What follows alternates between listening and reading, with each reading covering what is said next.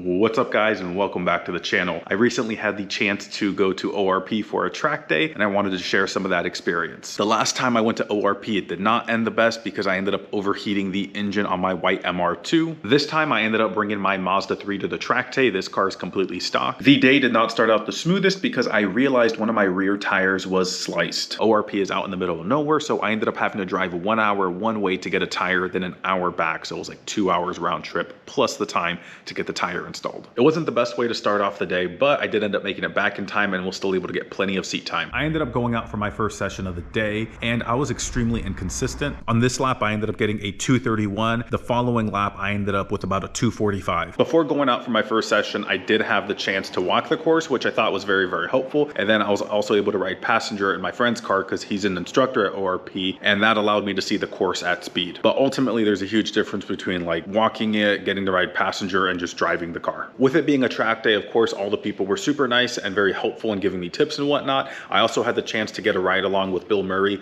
who is one of the people who was very instrumental in even like getting ORP built. I was able to see the lines that he took, and he gave me really good advice. He's like, just focus on being consistent your first time out. So that's what I did for the next session.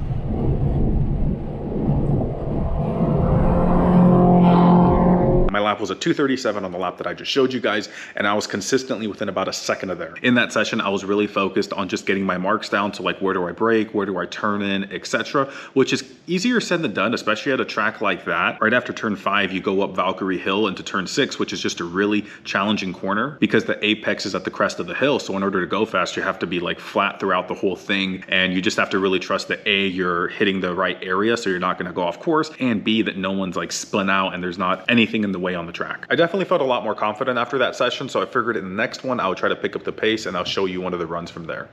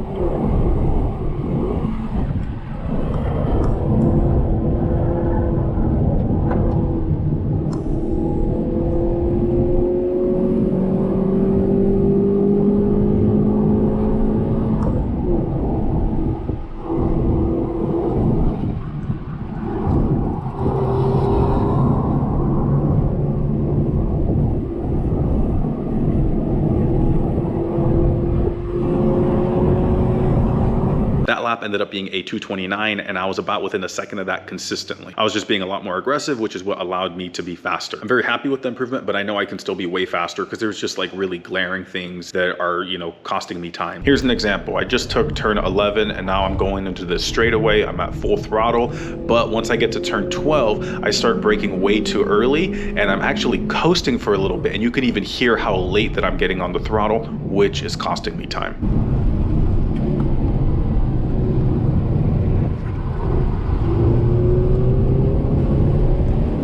Ultimately, it's just going to be more seat time in order for me to be faster. That's going to allow me to get more comfortable, figure out the track more and whatnot. And I do plan on doing another track day with the Mazda 3. It probably won't happen this year because season's pretty much over, but definitely next year. And I think it's going to help me because I eventually will be taking this car out to ORP. And this thing is, you know, substantially faster. So it's going to be good that I have some seat time in a car that's a little bit slower so I can get to know the track a lot better. I also think experiencing a front engine, front wheel drive setup is going to help expand my skill base as a driver, which I hope will translate over to this as well, because huge difference between driving a mid-engine rear-wheel drive car and a front-engine front-wheel drive car. That's everything I got for this video, guys. Thanks for watching, and I'll see you in the next one.